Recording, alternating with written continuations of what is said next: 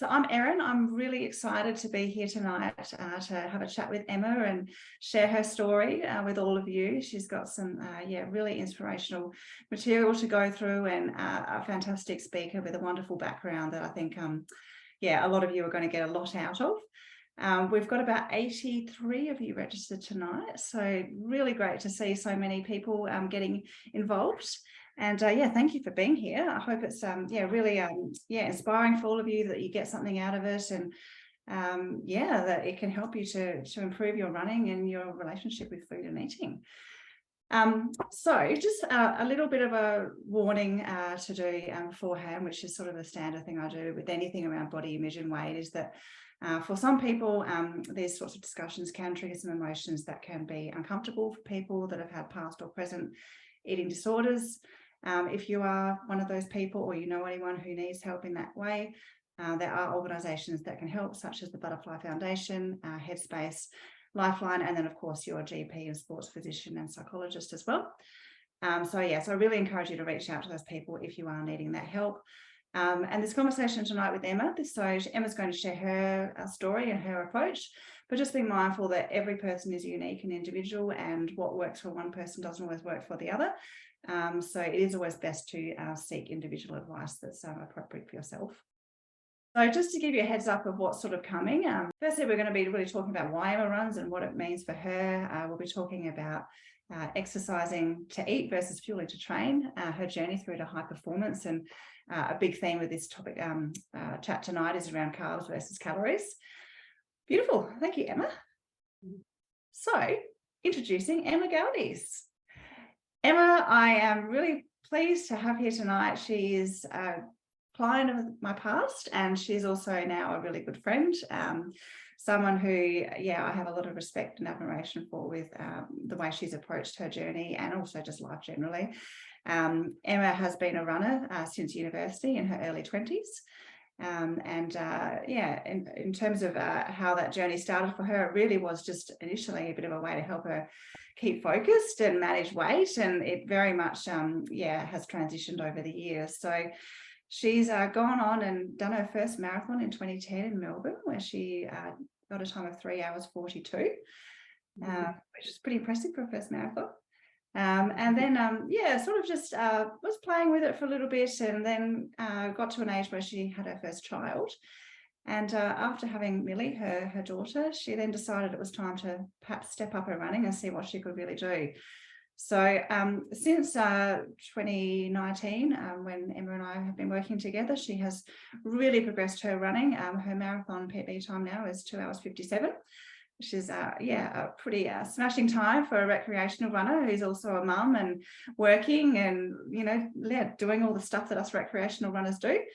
Her half marathon PB is an hour 24, and her 10K PB is 37:30. So super impressive times, and I think a really inspirational athlete that we can learn from and appreciate that we can achieve these sorts of things too. And often there are just things that are holding us back that can make that hard for us to do. And I think Emma's going to really break down some of those barriers today, and hopefully, help all of you progress with your running and your eating and enjoyment of food. So I will now start the conversation with Emma. So Emma, first question, what made you want to be here tonight? Well, running has just given me a very enriched life. You covered a little bit that I started running when I was in university. That transition from high school, being very active, to university, eating out more, drinking more, socializing more, and running just, it was a weight loss tool in the beginning. I looked at myself in the mirror one day and I was like, oh, I need to do something. So I just went for a little jog. And the biggest thing that I noticed in this time is on the days that I ran, I was more focused, I was more attentive, but I was just in such a better mood. I was happy to be around people. I was happy to see people. And I got really addicted to living this more enriched, energetic life. The thing is, though, as much as I love running and as much as it's been wonderful, I don't make money from it. And I often get the question, why do you do that? Particularly when people, hear that you're running a marathon, or, see you in shorts when it's been like 3 degrees and it's dark and you're going out for a training session. And I heard this quote the other day that really stuck with me. It was from an athlete who was training for the Olympics for 8 years and he never made it. And he said that while he didn't reach the dream, he lived the dream, chasing the dream. And that quote was just like, yes, I can relate to that. I've learned so much from running. I've learned the difference between motivation and discipline. I've learned the importance of discipline. And I think that being a teacher, we're often taught, that kids need to be passionate about what they're doing. And yes, they need to be passionate, but we can't be confused with passion versus discipline. Sometimes to pursue the things that we're passionate about, we need to do the hard stuff. And so that quote really resonated with me. And I just feel like when I run and when I train and when I run with my team and train with my coach, I feel like I live a very enriched life. I feel like I live the dream, regardless of the times that result. But I haven't always been on that journey. I started out on that journey really chasing a particular body image. And that was a journey that took me down a very slippery slope, which was how I came to meet Erin.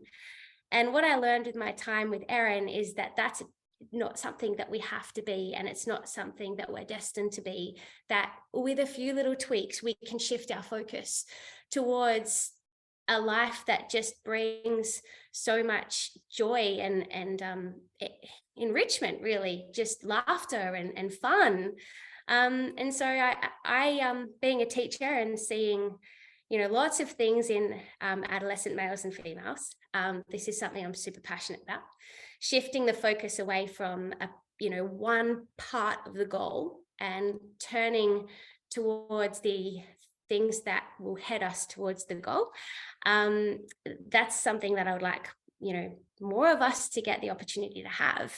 And so I was pretty passionate to chat with you tonight, Erin, and sort of meet a few other faces that have experienced journeys similar to this. I think there will always be, whether we're male or female, we'll always encounter someone who's having some kind of internal dialogue of potentially not being enough and using fuel as a particular comfort zone, and whether that's engaging with fuel or with food, or potentially denying themselves of that food. And every time we do that, we take ourselves away from being our best self. And so I was keen to chat about all the things that we've learned together and share them with everyone.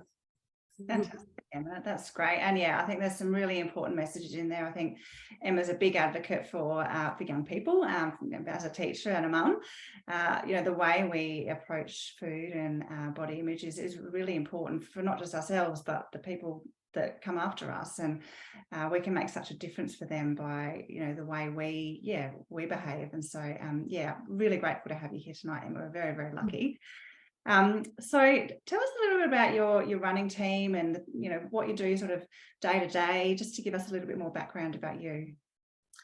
So day to day, now my running is, I have a training team, and we train intervals on Tuesday and Thursday. We do a tempo session on Saturday and a long run on Sunday, and then there's some easy runs in between. It's very social. I have some really good friends at running group.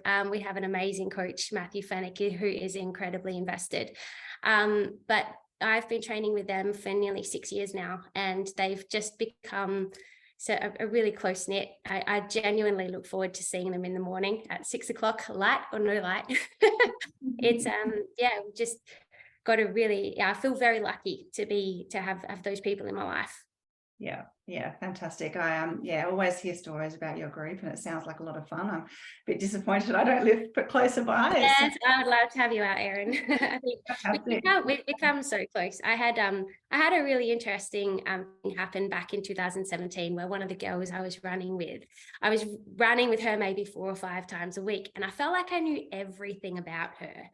And then I had parent-teacher interviews one night, and one of the dads, he said to me, oh, I work at the RA in this particular unit. And I went, oh, my friend works in that unit. Do you know my friend? And I gave him his name, and he said, what's her last name? And I was like, I actually don't know her last name. And this is like just an example of how close we can be to someone when we're runners. You think about another way where you're potentially getting 4 hours a week with them alone, or maybe in a small group, but it's impossible to go and find another 4 hours in your week to just have those sort of conversations. So it's just a wonderful sport. We're really lucky when we can do it. It's great. Yeah, absolutely. So talk us a bit about your running journey, I guess, from uni through till now, just a brief history of what's happened over the years. Yeah, so I started in university, so back in the year of 2005. So just for some context, this was the year of the iPod Shuffle. So there were no fancy watches back then. To measure my runs, I actually hopped into my mother's car and drove. It was a long time ago. And although I didn't have an iPod Shuffle, I did have a Discman. I didn't run with it though.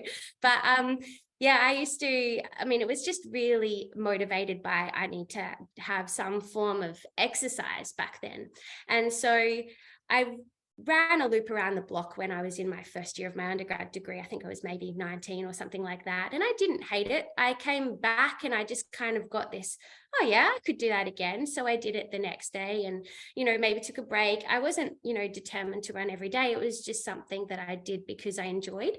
But the biggest thing was that the noticeable effect was when I was at uni and I was needing to concentrate, or when it was exams and I needed to study. Just very quickly, I got into the habit of planning my run before I planned anything else, just so that I could think better and just be more vibrant at university. And to be honest, running was really just that for the next 10 years. Like, I got my first job as a teacher, and being a graduate teacher was really busy. So I, put running on the back burner. I met my now husband, we moved in, we found our balance. But yeah, it was just something that I did maybe 3 times a week. It wasn't until 2015, I had my daughter Millie, and I thought, I wonder if I could be a really good runner. And I remember there was a year where running the city to bay at 4.5 minutes per kilometre was like a really big goal. And I got it. So I thought, well, I wonder if I could run a marathon at that pace. I wonder if I could run a marathon at 4:30s the whole way. So that was a time of 3:10. So after I had Millie, I read the book Jack Daniel's Running Formula, which is a great book. He's really thorough. He knows the science so well. And I planned my own little program based on what he talked about. He talked about periodization, and he taught you how to do that. And he taught you how to think about when's the date of your race and work backwards, how long you should spend in phase 1, phase 2, phase 3, phase 4. And so I wrote this training program for myself based on 3 runs a week, because that was all I could afford as a new-time mum, a first-time mum. I had no more time other than that. And that was kind of a good thing, because I never overtrained and I didn't really get injuries either. So that was really nice. But if anybody is wanting some clarification about what it's like to come back to running post-baby, I really encourage you to seek somebody or many people who have had the journey. Erin and I have had many conversations about the challenges that you don't think would be challenges. For example, how much you want to stay with your baby. And yeah, it's I really encourage you, if you're looking to come back post-baby, talk to somebody who's done it, talk to your doctors, get some really good advice. Don't look on Instagram, because Instagram makes the outliers look normal, and there's no normal journey. So coming back from a baby, I found that I wasn't able to run at all for 5 months, which I was really sad about. But then when I did, my body just started to heal really naturally. And at 11 months post-baby, I started to find a bit of a rhythm where I was able to run 3 times a week. And so Millie was maybe 18 months, and I went to Melbourne and I did the Melbourne Marathon there, and I ran that in 3 hours and 24, which was an improvement, but it wasn't the 3:10 that I was hoping for.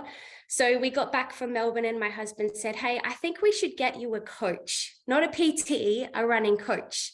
And so that's how I sent out a heap of emails. And one guy got back to me and his name was Matthew Fennick. And ever since then, he has been so utterly invested in all of us. But I'm so grateful that I got to have the opportunity to run with him. He told me that he had 10 years of experience and he himself had a sub-2 30 up his sleeve, and he had paced just now Stenson, back then was Trengrove, and I was pretty excited. I was like, yeah, I'll run with your group for sure. And it's funny because I went out with his group and I was the slowest one there back then, and I didn't care. I was just, I just had, keep them in your sight. And I remember the first time I held on to the group for 1 rep, and I got home from training and my husband said, how was training? And I said, I held them for 1. It was amazing. But I just kept staying encouraged and hoping that one day I would get better and better. And then one day I held on for the whole session. I trained with Matt, and what he probably didn't know at the time, or he definitely didn't know, was that while I was training and loving the training, and really engaged and just loving the ripple effects that running well has, the way that you're a better mom, I was a better wife, a better friend, you're just a happier person when you're running well. I was deep down battling this vicious cycle of thinking that I wasn't thin enough to be running well.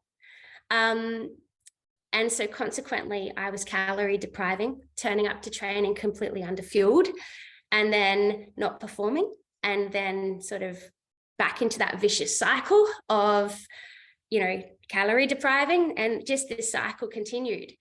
And I got away with it for a time. And then it all kind of came unstuck when we had planned to go to the Gold Coast and run and ultimately hit that 3:10. And I was running really well. We'd cracked the 5K at the particular mark that we needed to. We'd done the 10K time trial. We were ready. But yeah, I 42 kilometers when you're not generating ATP is a very long way to go. And I got to 21 Ks and the wheels just fell off. I don't remember how many times I ducked to the toilet for the rest of that half marathon, well, the second half of that marathon. It was awful. And so I knew that something had to be addressed, and I crossed that line much slower than 3:10. And my husband said to me, Emma, you started running for a particular weight management strategy, and now it's time that you learn how to eat to support your training. And that was some pretty insightful advice. Yeah, hard conversation to have. Yeah. Yeah. How was that for you and your husband, Emma? Pardon? How was that conversation for you and your husband to have? I think I didn't really want to talk to anyone after that race. I was very grumpy. But he was right. And that's part of being in a healthy relationship, right? That you've got people that hold you accountable and tell you what you need to hear, not what you want to hear, even if it's hard. But yeah, he was on the money. Yeah. Big learning experience to have that sort of thing happen. I think it's a similar story. A lot of people, I think, can get away with underfueling for a while, but it generally does catch up with them eventually. And once it does, it can be a pretty negative outcome and can be hard to pull yourself out of. So in terms of trying to achieve that sort of runner's ideal body, or that thin ideal, was it mostly just calorie counting you were doing, or was there anything else you were doing to try and achieve that? Yeah, for me it was mostly calorie counting, and just given, like, in uni I was using this as a weight management tool. I knew about calories, and I knew it was energy in and energy out. In terms of a weight management perspective, But in uni, I developed some kind of unhealthy habits to try and maintain that. So one thing that I got into the trap of was going for a run and then not eating breakfast, thinking that, oh, I've got calories in the bank, so now I can have a really good dinner, or I can have lollies instead of breakfast. And that really that led to a bit of a binge eating cycle. So I did get out of that relatively unscathed. And I learnt that the first thing that you do post run is have breakfast, and a good breakfast, a healthy breakfast. As soon as you're filling yourself up with healthy food, you're not going to be looking for the lollies and chocolate. And while, diets and, gyms make it seem like, oh, you can have one chocolate, it's very hard to stop at one. Sugar's really, really addictive. It's very hard to just stop at a handful of lollies. That sugar is, particularly when you're at uni and you're learning, or if you're at work and you're stressed, sugar just tastes so good. So I did that. It was really easy. It was really easy to get into that cycle, and to break that, fill yourself up with healthy food first. So that was one thing I did to break the binge eating cycle. And when I started training with Matt, I was quite determined to not let that cycle come back. So what I did do is, every time I trained with Matt, I'd take a note at how many calories I'd burned in the session, and I'd make sure that I would eat that number of calories plus 1,000 calories. Now I know that 1,000 calories is very, very low. But what I will show you is a typical day in the life of, in my life pre-Erin. This was what I used to do. So basically, I used to go train with Matt's group, and then I'd have breakfast. And some of you might be thinking, oh, that's really disgusting. I don't know why she's eating that for breakfast. But let me explain. I had a 2.5-year-old at the time. And so I was also starting my first year teaching at a private school. So I had come away from DECT, and it was my first year at Pulteney Grammar. So I was pretty focused on trying to do a good job there. Not that I'm not anymore, but still am. But the mornings were just really stressful. So Millie being so young, I would train with Matt, I would come home and I would shoes on, get ready, lunchbox, and then whether we had a parent coming over to look after Millie that day or whether she would go to childcare, it was a very quick, any parent who has to put shoes on a toddler who doesn't want to wear their shoes knows what I'm talking about. You don't know what argument you're going to have. But what I would do when I'd leave the house is I'd drive to work, and on my way to work, I'd phone up a cafe just nearby. I became their regular, and I'd have a wrap. And that wrap was with 2 boiled eggs. I'd have cheese, lettuce, tomato, cucumber, and I'd have a coffee. Then salad. For lunchtime, I was pretty, okay, I'll have salad now. And I was, I'd put avocado in it to keep me full because that was a fat. And for dinner, it sort of sounds like I'm a good cook, but we were just doing HelloFresh at the time. For snacks, the choices that I was making at this time were protein bars, almonds or nuts, and another coffee during the day. And so what that looked like, if you log that, is it looked like this. So I discovered this app called Lose It.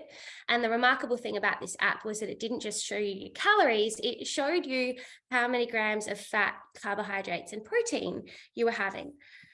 So just to show you is that what I was having on a particular day before I met Erin was A, the calories is very low for the amount of training that I was doing at that time. But B, my diet mostly consisted of fat and protein. I was having very few carbs.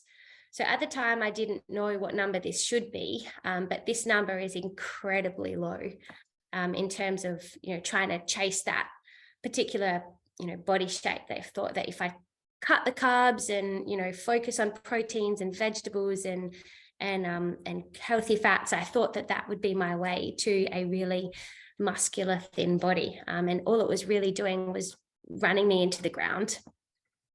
And Emma, you said you were underperforming in training. How were you feeling throughout the rest of the day when you were eating in this way? Exhausted. So drained, so tired. I'd pick Millie up from childcare. I'd come home, I'd give her a bath. I'd prepare her lunch for the next day. And I would crash on the couch at 7:30. And I just thought it was normal. Like, I thought that it was part of being a runner and part of doing interval training. But now I know that that's not what a healthy regime looks like. Like, I was so exhausted all the time. And yeah, it was, it wasn't good. Definitely not enough carbohydrate for an endurance athlete that's chasing a 3:10 marathon. Yeah, I think, yes, some really good visualization there to actually see it sort of graphed like that to understand what you were doing. So what made you start thinking, maybe I need to do something about this? And yeah, how did we meet each other? Yeah, so after my Gold Coast Marathon, I went on a holiday with my husband and Millie to Italy for 2 weeks. It was really nice. It was a nice time to, after marathon, you don't really feel like running. If you run a marathon properly, you're pretty tired. So it was nice to get away, and we had that planned. So we went away for 2 weeks, and when we were in Italy, my husband, like, he eats. And, I'm talking like pizza, pasta, meat, gelato every day, consistently. And I was looking at him and I was like, surely you are going to balloon. And he didn't. In 2 weeks, he didn't. And I was really like, how can someone consistently eat that much food for 2 weeks and not put on weight? And, so many people go, oh, it's not fair, it's metabolism. But I was like, no, I don't like, look, I'm sure a little bit is. But it was eye-opening for me that for years I had watched every calorie. And if I wanted a Smartie, I was like substituting lunch, which then would lead to a binge eating cycle. It was silly. And then there was, someone who was just really enjoying food. And, he came back and he said, all right, well, I'm going to go back to being, healthy and normal. My husband's quite fit. Like, he's he loves going to the gym. So he's, does also concern himself with, tries to keep healthy. But I just noticed at how much he was, sort of enjoying food and not, it wasn't really making a difference in 2 weeks. And also I really didn't want to have another episode of that run again. I really wanted to get it right. I didn't want to be running to the toilet, it was at a point in that race where I reckon it was every half a K, I was dashing for the toilet and I was just losing time, and I was trying to run and I couldn't run and I couldn't get energy and I was just slowing down. It was terrible. I really did not want that to happen again. So I got back from Italy with my family, and I reached out to 2 friends, Michaela Sexton and Sonia Jansen, who both knew Erin, and they both recommended that I'd see Erin. And Erin and I met, and Erin and I had some really interesting discussions that first time, but I was just so determined to never, ever have that sort of race again, and sort of get an understanding on maybe is food actually the enemy that I seem to think it was? Like, is depriving ourselves of food really is it really how I wanted to get to my goal? So I was pretty keen to learn from Erin. How did you find the first session? It's always an interesting one. I was pretty nervous in terms of finding the first session, and I was worried that there maybe, would be some weighing or that sort of thing. There was I think we weighed once, but there were no pinch tests or anything like that. I was really curious by how many questions Erin was asking me. I thought that going to a dietitian would be a matter of, here's your stock standard plan based on your weight, your height, your BMI, to get you to your goal, to get you to your desired race and time. All right. It was nothing like that. Erin spent so much time trying to ascertain my understanding of what I thought about nutrition and, what I understood of nutrition. And so I was really blown away at how much how much time Erin spent trying to understand my perspectives about food. And it was no surprise that Erin picked it straight away. I think we walked out, we concluded the session where Erin just said, we're not going to count calories anymore. We're going to count carbohydrates. And I think that there are some really big opinions about whether we should have a number or not have a number to focus on. For me, the number was amazing. I think for so long, I had been focusing on this calorie number, this, 1,500 or 1,200 or 1,000, this arbitrary number that I don't even really know where it came from. But for so long, I'd been focusing on this number that suggestion helped me channel and direct my focus onto something a whole lot more constructive. And it was also something that I'd never really thought of as well. And that's the frightening part, because I'm actually a year 12 biology teacher. I know what aerobic respiration is, and I know that it generates far more ATP and generates, digesting carbs brings so much more energy, so much more efficiently than what fats do. And yet I was stuck in this trap of misconceptions. And so, Erin giving me this number of counting carbs, it was just the best thing that I could focus, because I could channel on something really, really positive, well, in a constructive way. And it was really interesting, because that journey of learning what that number of carbs looks like was incredible. And the first week after I chatted with Erin, I started looking at the back of the pack and seeing that, okay, that might be 100 calories, but it's only 12 grams of carbs. So I actually need to eat 4 or 5 of those serves of whatever specific food. And one particular night, I measured, for the sake of it, 125 grams of carbohydrates, which I think, Erin, you would know this better than me. I don't really focus on this anymore, which is nice. But I think it's roughly 88 grams of carbs. Is that right? Something like that, 125. Pasta, did you say? Yeah, pasta. Around something like that. But I measured 125, weighed it, I put it in the pot. I put 150 grams of chicken, a head of broccoli, capsicum, and some other vegetables. And it wouldn't fit in the pan. So I got myself this salad bowl just to see what this would look like. And I was really hungry this day. So I ate it and knew that I was allowed to have it because of the conversations that Erin and I were having.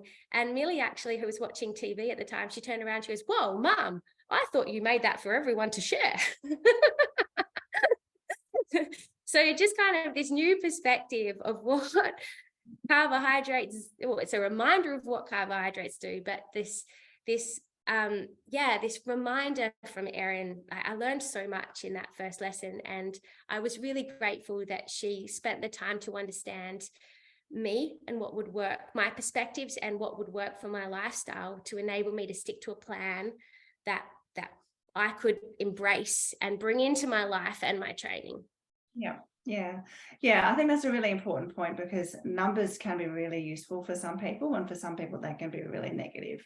And often the calories are the ones that are the negative ones, but for some people it might be fat, or it might be, the number of pieces of chocolate I have a day or something like that. And so there are different strategies that work for different people. But certainly for Emma, I think we had the conversation, what's going to be the most helpful way for you to do this?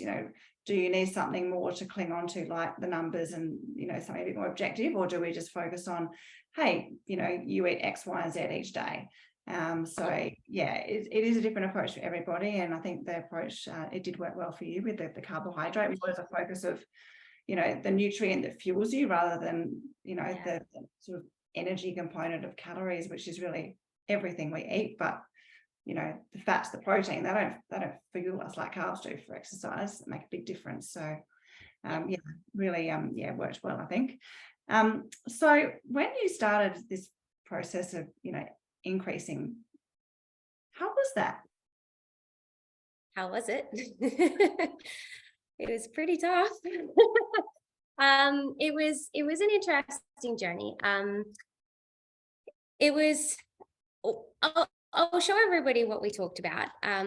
So basically where we went from what I was currently doing. I'll put this up on the current slide. So this was where I was. And so what we talked about was Erin sort of introduced me to this concept that the number of carbohydrates that you need is based on, or you would have to fill this in, Erin, it was a long time ago, but the number of hours you spend training. Yeah, similar, and so Erin told me that really my number should be much closer to 300 to 350. So this discovery that I was essentially having a half of the amount of energy that what I should have was quite insightful. So what we came up with together is Erin sort of suggested that we break this down and, think about, if you're looking to get 300 to 350 calories, aim for between 80 to 100 for breakfast, 80 to 100 for lunch, 80 to 100 for dinner, and then start looking at bringing in snacks as well. So what we talked about was Erin encouraged me to eat before I trained, which was something I didn't do before. So I brought in toast and honey. And I often hear athletes say, oh, I don't like to eat before I train. I feel it going around. It doesn't sit well with me. I really encourage you to try other foods because, and stick at it a bit, like let the body have time to know what to do. Let the body know, how to run while it's got energy. And I mean, I still to this day, I've got my morning routine down like clockwork. I don't get up early to eat or anything. I know that it's probably, better to let it digest, but I eat in the car on the way to training. Rather than having a wrap that was like focused on cheese and eggs, I was now having 2 serves of oats with some mixed berries and some protein powder. Later on, Erin introduced to me that if I didn't want to do the protein powder, just having milk is just as good. So that's something that I do. We also talked about the timing of when to have breakfast. We talked about having it as close as you can post-training, just to make sure that you can bring your you can absorb as much as you can from that meal, that it doesn't, that it's not too late afterwards. Then for lunch, you'll see that I was having yogurt and mixed berries. So this probably was something that I brought from home, but you can see here that I incorporated and included 2 slices of rye toast for lunch. So where I was previously having avocado and salad, I'm now bringing in some carbs. For dinner, once again, we had Hello Fresh and we kept that routine going, but I brought in 2 ciabatta rolls as well. So this was all the discussions with Erin. It was all about, how can I take my life and not throw everything out the window and set this whole new routine that I potentially wasn't going to be able to stick to? And how can I make slight changes to bring that number of carbohydrates up? And you'll see here, the snacks really changed a lot. So I'd still have my coffee, but rather than a protein bar, having some popcorn or a piece of fruit, or both, in my case. Similar sort of training day. And what this looks like when you clock this into a calculator is you can see that I've doubled the amount of carbs with just some very subtle differences. And the remarkable thing is when you look at these 2 days side by side, if you look at the amount of energy I've consumed versus the amount of calories that I've burned, my calories are almost identical. And yet one is encouraging and fueling a runner, and one is really not fueling a runner. So this one here was just leading to fatigue and, muscle breakdown, whereas this was just giving me energy and leading to a much, more, the results happened really quickly, like really, really quickly. And so when you say, how was it adapting these changes? Practically, it was easy because we had talked strategies. And I see now that if you wanted to do this with a plant-based approach, Erin would be the person to teach you how to do that, to make sure that you're having complete proteins and you're not missing out on any amino acids. But these conversations with Erin really exposed how negative my relationship with food, but particularly carbohydrates, was at the time. Sticking to 300 grams of carbs a day meant that I was really noticing some post-meal self-talk that I hadn't actually noticed before. I'm sure I was doing it, but I just hadn't noticed. So just to give you an example of some of the post-meal negative self-talk, things like comments like, oh, I feel so carby, or that meal didn't feel clean. I don't like, there is nothing scientific about those terms. Those terms, like there's no, like, what do they mean that something feels carby? According to what? Relative to what? You know, those terms are just so, they give carbs such a bad rap. And, you know, you see in that example there where I was consuming the same number of calories, yet one, I was accessing and tapping into a fuel that I was really needing.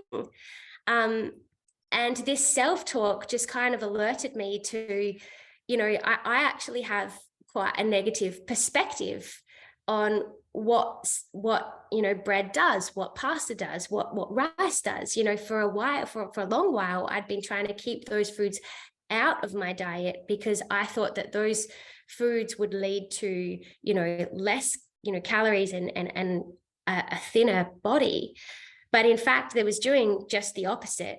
All it was doing was fatiguing me and making me hold on to, you know, any particular food that I was consuming. But this is the power of seeing a nutritionist. They're not a psychologist. They are there to educate you about food and teach you how to use language in an exceptionally positive and constructive way to help you realize what food can be and what foods can do for you and how they can make you feel. So in the next few weeks after my first appointment with Erin, I noticed this self-talk and, you know, went back and I was really honest with Erin. Erin was brilliant. But Erin, you know, sort of alerted me that, you know, when you think, oh, this is going to make me big, maybe think this is going to make me fast. So Erin had little tricks up her sleeve.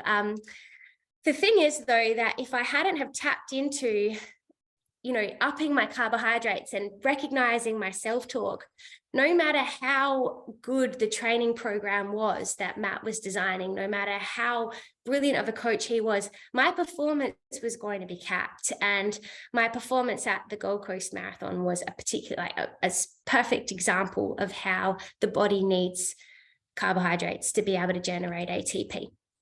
Okay, so Matt was doing everything right, but without the right fuel, it was at some point it was going to crash.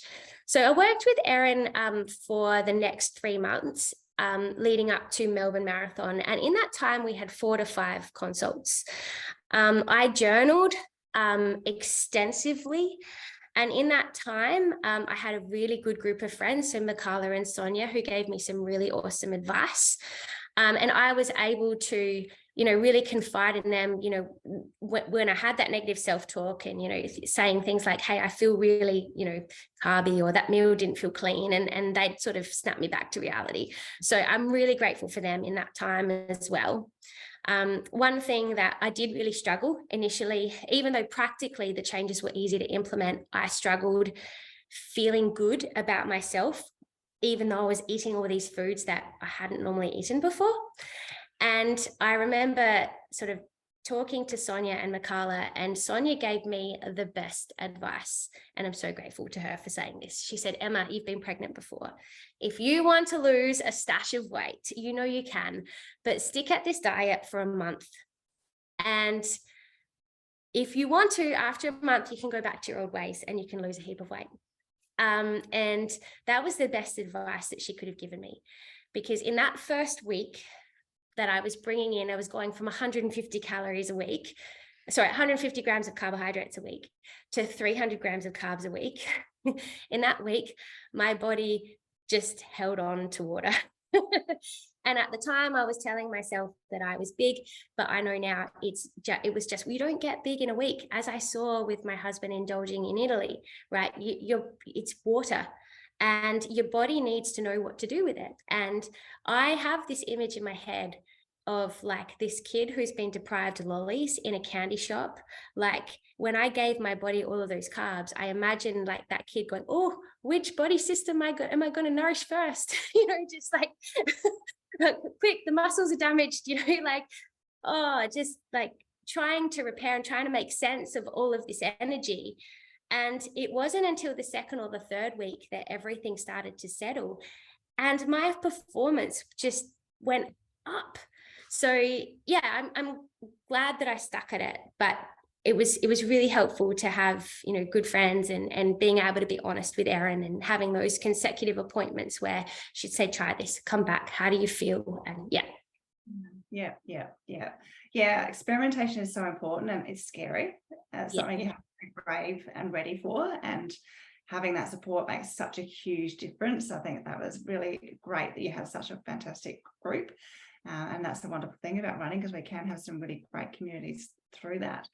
In terms of other things that you know, made it challenging, so I remember we did have some conversations around Instagram and photos and, you know, looking in the mirror and things like that. So talk me through some of that. Well, I was pretty obsessed with running because I loved it. So I followed a heap of runners on Instagram. Lots of them were, you know, people in America, people in overseas. And so, you know, everything was like hashtag runner, hashtag, you know, and so people were just, my images were just bombarded with all of these athletes with the bodies that I wanted. And, you know, it's just, it can be such a dangerous space when you are sort of like, all you are is like a reach into your pocket and you pull it out and you're getting fed this information that really may just be the very tip of the iceberg. That it's not an accurate representation of what that person is going through at the time or what that person did to get there. And so for me, I had to really turn that off and just go back and focus on me. I did a lot of journaling in that time. So one of the strategies that I did with Erin is I recorded absolutely everything. And I mean, I'm really grateful for being able to look back at that now. And I will show you something that an example. So what I did was I wrote everything down. So I would have seen Erin on the Saturday and I would have started this journal on the Monday. And what I did here was I recorded any session that was like a bit of a stretch, where Matt had challenged us, but I coped with it and I did better than I expected. So what I did here, well, this is the day, this is the number of carbs, this is what I ate, but this is what I exercised. So this is really the number of calories overall. And I do need to stress that this number of calories that I was obsessed with at the time, you know, in that transition between away from calories to carbs, I was like, this number is so low compared to what I eat now. And now, you know, I don't want anybody to look at this and think that they need this number of calories, because this number wasn't even really good for me at the time. And now I eat like a whole lot more than this. But even then, you know, what you should eat is different again. So like that number can be a very toxic place. But what I did was I logged what exercise we did on the day and then how I felt, my effort. So like 6 out of 10 just felt like an easy session, or how hard I pushed. And like the interesting thing here is where I had a really tough session, the day before I was having more than 250 grams of carbs. So that is like from the 150 that I was having pre-Erin, like I was really benefiting. Like in that first trial, like that first period of seeing Erin, I was just amazed at the sessions that I was having. Like I was seeing this massive improvement. It was the first time that I had ever hit 100 Ks in a week. So that was encouraging. So I was able to cope with this whole new, you know, sort of training load as well. You'll see that this is purple because these are the days where I was seriously struggling with my body image and my phone was away. There was no Instagram. I was avoiding the mirror like the plague. But the remarkable thing, and this is where I'm really grateful to Sonia Jansen's advice, is where she said, try it for a month, not a week, not 2 weeks, try it for a month, is that my cycle returned. And this is something that is only really coming to light now, that what's, common in athletes doesn't mean that it's healthy. And there's more and more female athletes now speaking out about that issue, about being, irregular in that sort of department. But for the first time, like, my body was getting this whole new level of energy, and it was able to restore a particular system, which was an amazing difference. But, like, this is where if I had judged, Erin's suggestions based on how I felt on Monday, the 21st of, I think that was September or maybe August, I can't remember, then I would have stopped it because I wasn't feeling that great. But at the same time, I was getting this massive feedback about, incredible improvement. And even I've noticed that, this particular workout here, it was so much easier than I thought it would be. So, in terms of keeping up with this new increased load, like, my performance, my results were just sort of, telling such an incredible story. Yet deep down, I was kind of in my own head. And then all of a sudden, cycle returns. Of course, your body is going to be going through some changes at that time.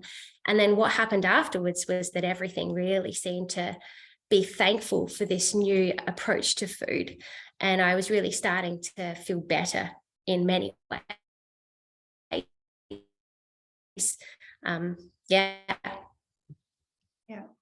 That journaling. Have I stopped sharing, or am I still sharing? Yeah, no, we can see your face now. Yeah, the journaling is amazing, and so good to see that reflective approach. I think it really helps to put it on paper and be able to look back and relive that journey. Even if it's 2 weeks ago or even a few years back, like, there's so much you can learn from that, and it does really help because we get stuck in our own heads. Yeah. I think it's also really interesting, like, we get fed so much information, right? Like, I had a friend who was doing a particular 12-week challenge, and she was telling me about what she was doing, and then you look at that and you're like, oh, should I go back to calorie counting? Should I be plant-based? Should I be paleo? Should I be vegan? And really what we should be asking is, what foods do I need to bring the best out of me and help me get to my goals? If my goals are to crack that 310 or to crack the 3 or to go for a 245 or whatever, to run a park run, then the questions that we need to be asking is, what foods will support that? And it's just so easy to be distracted. And Erin gave me a really cool task, was that I did, in my journal, it really came out that I was being super critical of myself. And I told Erin that, every morning I wake up and I look at myself and I focus on the parts of myself that I'm not happy with. And one of the things that this training program helped me do was break 19 for a park run. So when I first started training with Matt, I wasn't even able to break a 20. And here I was breaking a 19 on this new, with these new tools. And I was still, even though I was accomplishing such great things with my running, I was still feeling really not completely great about it. And Erin said, Emma, put a post-it note on the mirror with your new PB park run time, 18:45, and put that up in the mirror and look at that every morning. Focus on that. In doing that, she directed what my focus should be looking at, and it's, what I should be considering and what I should be seeing. And the thing is that that's not something that you can just turn up to race day and see yourself as competent and capable. Seeing yourself as competent and capable and strong and resilient is because you've practiced that every day up in the lead up to your race day. And whether it's, going for a job, it's, trusting every day that that you have the skills to reach a particular goal. And I really loved that little analogy, that every day, that was my homework. It was good homework. All the time when we rock up to the race line, we're feeling a bit anxious, like, have I done enough? And one of the good strategies there is to look back at your training, and often, hey, you have done the training, you have done enough. But, you know, when we just get to that point, we get so critical of ourselves, don't we? Yeah, we do. But it's overcoming that is every day, just not becoming critical of yourself, but focusing on the positive, focusing on what you do well, because we do lots of things really well. Yeah, absolutely. So Emma, do you still use the app or Count, or how do you manage your nutrition now? So after like my 4th or 5th session with Erin, Erin introduced to me this concept that a fist, rather than 300 grams, we looked at like 6 fists full of carbohydrates. And that was one strategy. At the time, I wasn't really ready to take that on, but I kept weighing all my foods and preparing my foods, and visualizing what, 100 grams of carbs for breakfast, if I wanted to have oats versus wheat bix versus whatever. And just over time, I've started to learn what that amount of food looks like. And I don't feel the need to do that anymore, unless I'm doing a massive meal prep where I'm, cooking 4 or 5 meals of, spaghetti meatballs or whatever, and I'm needing to cook like 700 grams of pasta, and then I might bring out the scales and just make sure that I'm, not underdoing it. If I'm ever counting calories, it's to make sure that I'm not underdoing it. It's, because it is a lot of food, and it's awesome. Like, it's great. We get to enjoy a lot of food. But I don't really need to use them the way I was using it before. Every now and again, like, it was a really interesting thing happened on Saturday where Millie was at her nana's house. And so my husband and I were working from home, and I went and had breakfast and came home. I was like, I'm still hungry. And instead of eating an apple, I enjoyed chocolate. Okay. And then I was sitting working away that day, in the afternoon, and I was like, oh, I want some lollies. So I went and got lollies. We had dinner together, and then my husband and I went for a walk. We went to a cafe, and he said, do you want some ice cream? I was like, yeah, I'll have some ice cream. And I thought, hang on a second, I had chocolate, lollies, and ice cream today. And I did a rough sort of, count of what that amount of calories was. And then I thought, how many calories have I had from actual healthy food? And the amount of calories that I had eaten from healthy food was around 2,000. But I had burned 1,400 calories that morning from our session. So it's no wonder I was hand in the pantry looking for, sugary food. And it was just another reminder that, bring in more healthy snacks, bring them in, have a healthy muesli bar, and a cup of tea in the afternoon, or, have a piece of fruit, have multiple pieces of fruit with some yogurt, rather than trying to go small. So for me, if I'm using those numbers now, it's about getting enough food. It's not so much about, trying to restrict. Because as soon as I try and restrict, my hand's in the pantry looking for sweet food, and that's not going to sustain you. Yeah. Counting when counting matters. And yes, I like that. That's really cool. Yeah. I remember you telling me about your red frog sandwiches with carb loading. And I think you were like counting the red frogs in your sandwiches. Oh yeah, we have to tell everybody how to carb load. Carb loading is the coolest thing you'll ever get to do as a marathon runner. Like, really, really cool. So Erin taught me how to carb load, and, she introduced me to this idea that, you got to have fiber out. And she's like, okay, what do you want to have for breakfast that's, got no fiber? And she gave me a few options, and I was like, really? I can have Fruit Loops? Really? and then she's like, okay, now you need another this many grams of carbs. So do you want finger buns? Do you do lollies? What do you want? I was like, really? We can do this. So anyway, she showed me a couple of options to do this. And so I went to the shop and I let loose on red frogs. And so, like, this was a really fun thing to do. So the Gold Coast Marathon last year, just gone, we had a really cool group from our team head on up. Some did the half, some did the full. And then on the half marathon day, which was on the Saturday, that night, everyone wanted to go out for dinner. And I was like, well, I want to go out for dinner too. I want to hang with my friends. But I I, wanted to eat at home because I knew that Erin and I had, just planned, an X amount of rice or pasta or whatever. And so I went out without my friends and I said to everyone, I'm not going to have any alcohol and I'm going to eat at home. But I did order a bruschetta and just had, the bread because, bread's got carbs. It was fine. And then when I went home, it was like too late to boil water and wait for pasta to cook. So I was like, man, I need 80 more grams of carbs. What am I going to do? What am I going to do? And I had purchased bread earlier that day and I had my red frogs ready to go. And I was like, okay, so to get 80 grams of carbs, I need 6 slices of bread and I need a whole packet of frogs. So I did not make not just one red frog sandwich. I made 3 red frog sandwiches. And yeah, I was just making sure, lining all those red frogs up, just in every single sandwich, just looking at them. Like, I'm going to eat you, all of you. You guys are going to be my fuel.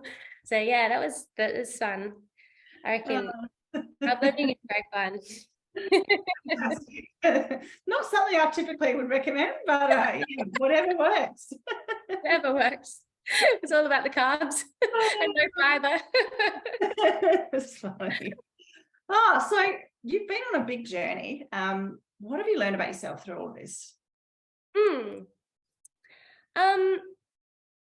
What have I learned? First of all, I will say, what have I learned with Erin? I learned how to fuel for training.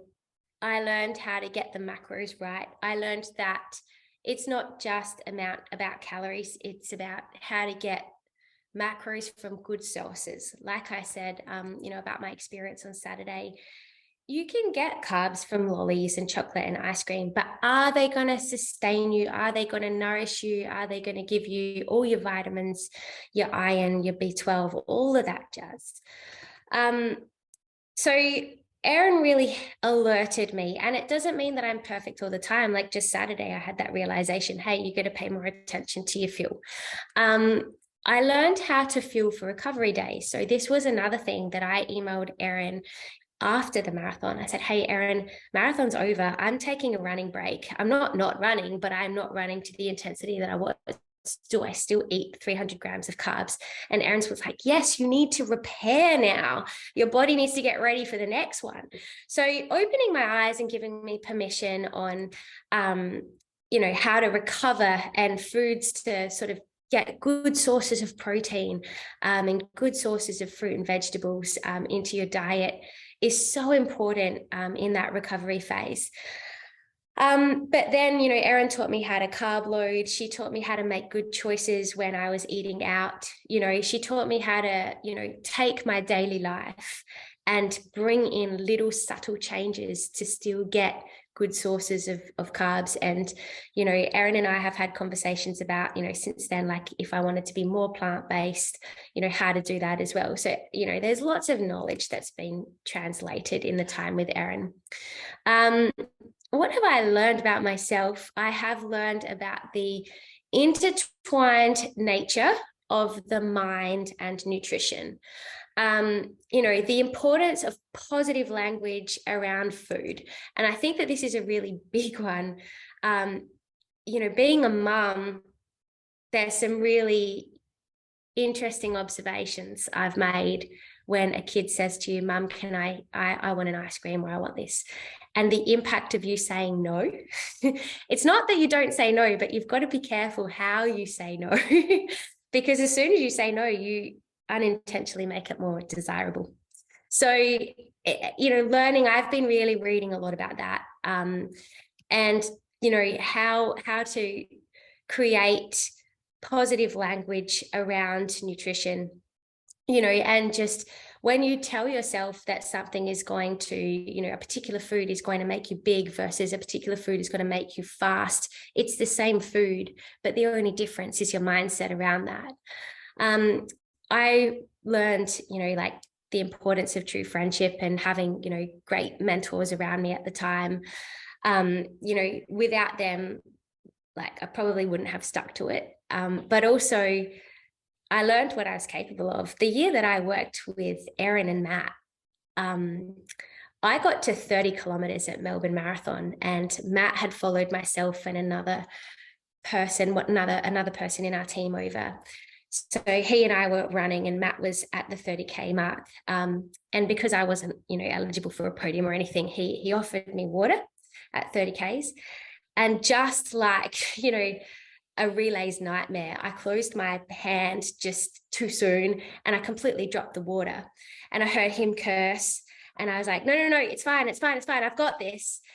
And I just remember that period at 30Ks, I was just visualizing the red frogs. I was visualizing, the hydrolyte that we drank, everything that we had prepared for. I was fueled with my body. I was fueled with self-belief, and I was physically prepared.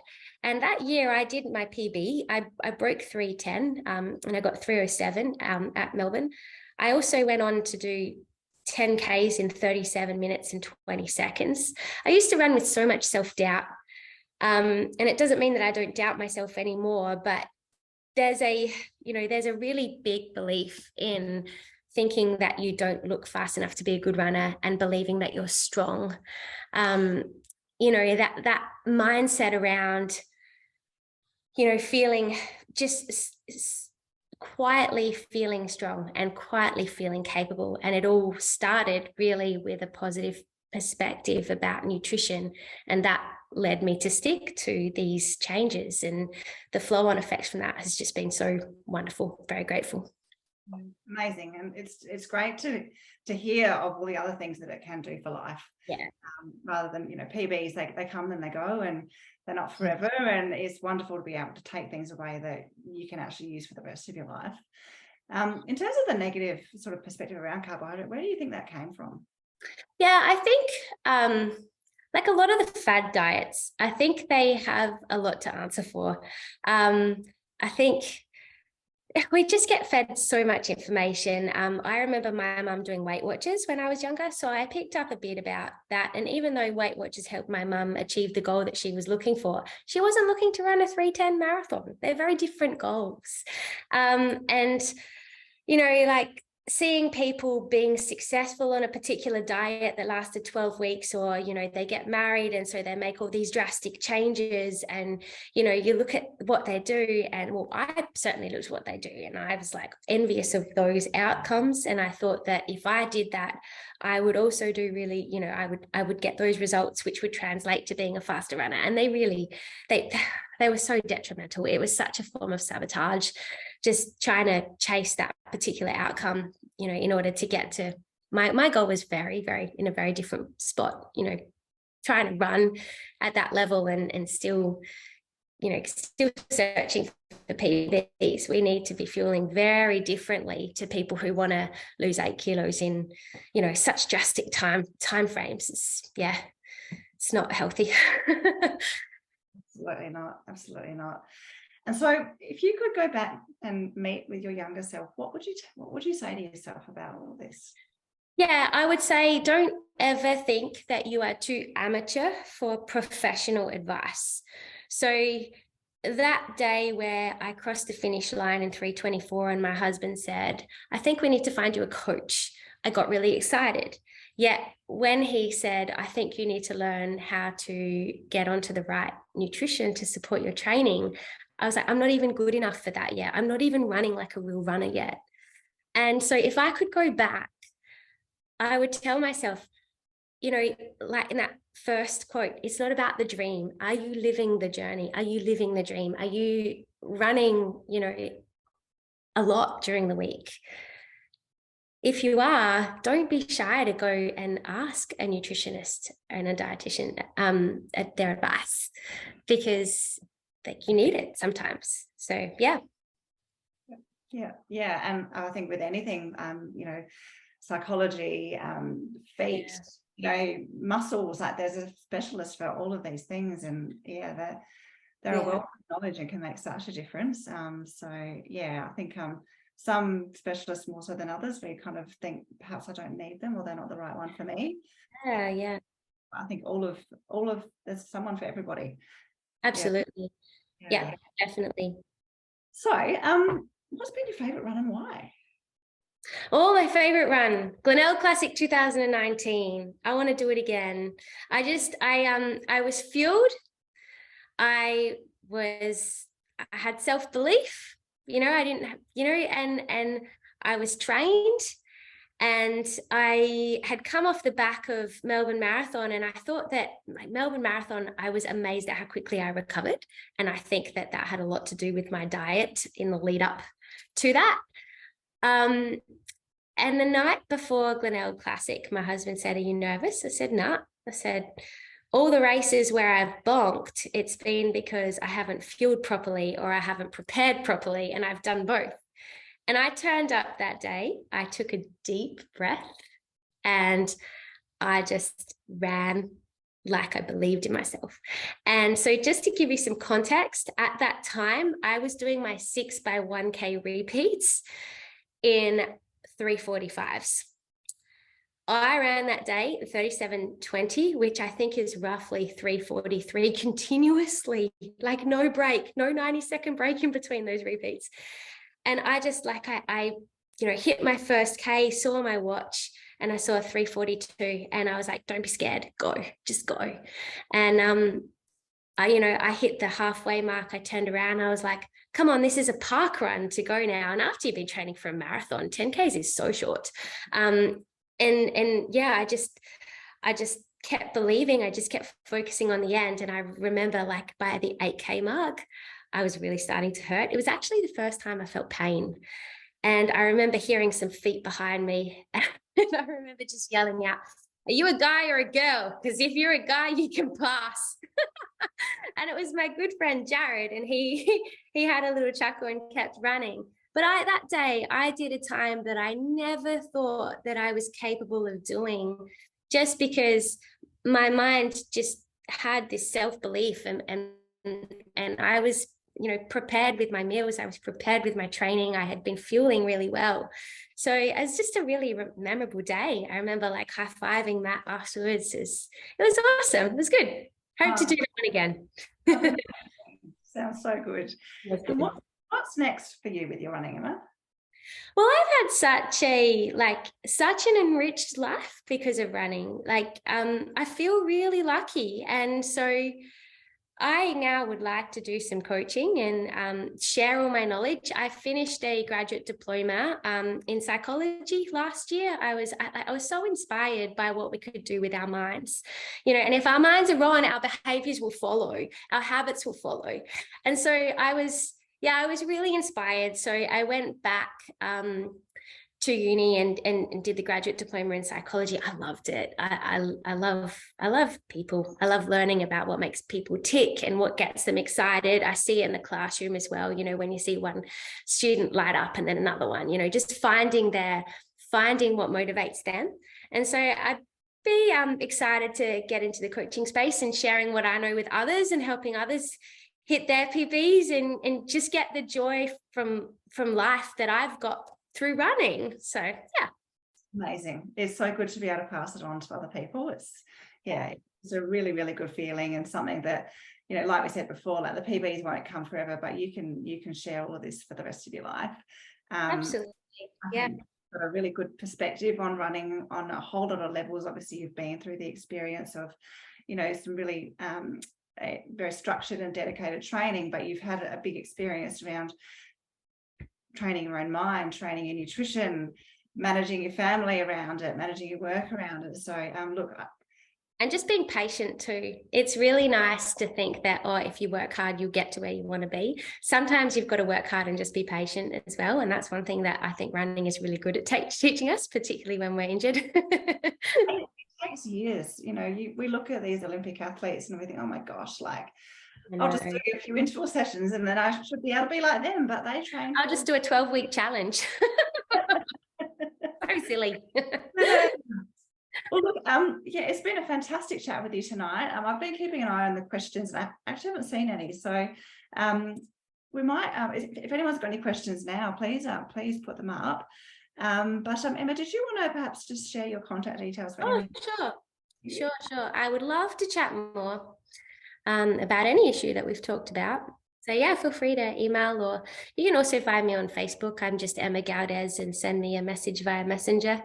I'm really, yeah, Erin and I talk a lot about this, about body image and perception on what it takes to be your best. Sometimes, we can get wrapped up in thinking that we need to be like this to get to where we want to be, when in fact it's actually, you need someone external to say, no, take the focus away from that and focus on this, that, and something else.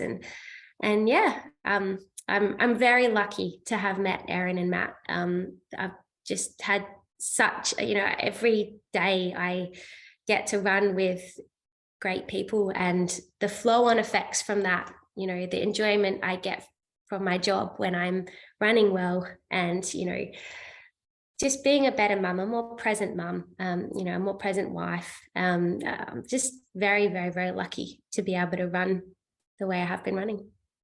It's amazing. Such a good story. We have one question, Emma. So this is an anonymous question. While under fueling, did you notice any changes in your mood? Oh, yeah. That was awful. You got me to answer this, or you want my family to answer this? Yes, up, down, down, down, down, down. I'm going to sleep now. And then I'm up temporarily. Yeah, absolutely. Yeah, for sure. It was such a self-sabotaging journey to be on. Yeah. I really hope that we can help others sort of get out of that trap of believing that under fueling is the path to success. It's really not. How you can make a clear decision when you're that tired off. And I remember, coming back to Erin in our subsequent appointments and just saying, oh my gosh, I can last a day.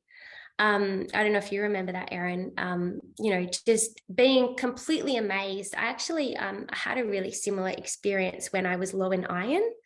And this is a really interesting one for athletes, because what is low for the general population versus what is low for runners is quite different. So I now see sports doctors, and I really encourage any runner to do the same. And I remember just, like your levels just subtly drop that you don't even notice the difference. It becomes your normal. And then, I went to the doctor and he said, yes, your levels are, this particular level, which is actually not as low as some of my friends have got. But for me, I noticed like I couldn't even finish reading a sentence at school. And then that feedback plays with your mind, because when you can't do something that most of the population can, or when you can't do something that you previously could, you're constantly questioning, am I healthy? Is this normal? What's wrong with me? And that can be quite a slippery slope in itself, when you're constantly, what's wrong with me? What's wrong with me? What's wrong with me? That's negative self-talk. And, particularly when you're calorie depriving or iron depleted, those spaces, something is wrong with you. You're not getting enough energy. So it's really good to get good medical advice around that sort of stuff. Yeah, absolutely. Yeah, 100% agree. We've got another question. This is probably one I might answer, Emma. So how does the fueling differ for a 50+ woman / So look, it is definitely a question I get asked about reasonably commonly. In terms of sports nutrition guidelines, there's not as much research in older athletes as there is in younger athletes. But we do very much recommend similar guidelines around carbohydrate requirements for older athletes as well as younger athletes. Protein needs may be slightly increased for an older athlete, but athletes generally need more protein than the general population anyway. So more often than not, most even non-athletes are eating more than enough protein day to day. So yes, I think a lot of women do get worried when they hit menopause and they see some changes. Yeah. I saw my mum go through that, Erin. It doesn't sound like much fun, but she has popped out the other end. And my mum's always been quite a little lady. Like, she ran with me while she was pregnant with me. So she's always been very weight conscious. And even when she couldn't exercise, she was calorie restricting as I was growing up. And when she hit menopause, she really struggled. And then it was the same deal. Like, she popped out the other end, and then the body just kind of went back to her normal. So yeah, Erin, sorry, I interrupted you, but to the person who asked that question, you're not alone. And I think talking to people, like mum came home so frustrated, like she went to one GP who just told her to, that, it would pass. One GP told her to do hormone replacement therapy and she didn't want to do that. And, she was being sent, she was open to pretty much anything. And no one in the medical field could really give her the advice that she really was hoping for. But I think after watching what I saw her go through, I think you just can't mess with hormones. You can't argue with them, which is so frustrating. But yeah, the person who asked that, I'm feeling like I'm feeling for you because of what the journey that my mum went on. She had a tough time. It's a hard time, and I think there are some, there can be some changes in, obviously the hormones will affect your ability to mostly build muscle. So that's why, maintaining your strength training, your protein is really important. And that really goes for all adults because we're all going to lose muscle every year, but if we can maintain our resistance. Often, when people do see some of these changes through menopause, a lot of the changes are just associated with midlife. They're associated with, hey, we just got bloody busy. We've got kids that we are taking to 1,000 different types of sports every week. We've got a desk job. We, don't catch up with our friends for a walk as often as we used to. Yeah. And if we sort of try and manage that by going, oh, hey, maybe I'll just cut down on calories, or maybe I'll cut down on carbs, and then those changes won't happen. What that means is that we're then actually, when we do go out for those exercise sessions, we don't have that capacity to burn fuel. And we're turning our furnace down. So it means our body's not going to be as high functioning as it could be. So I think there is, a lot of women at that sort of age do get this a bit of a restrictive mindset around things.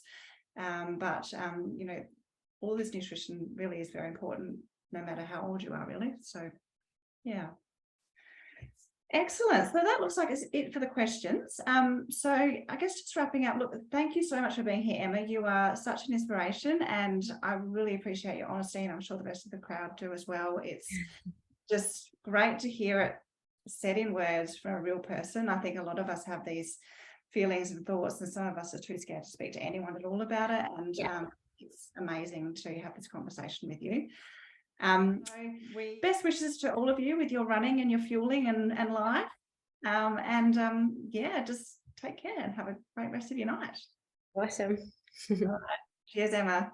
Thank you. Bye.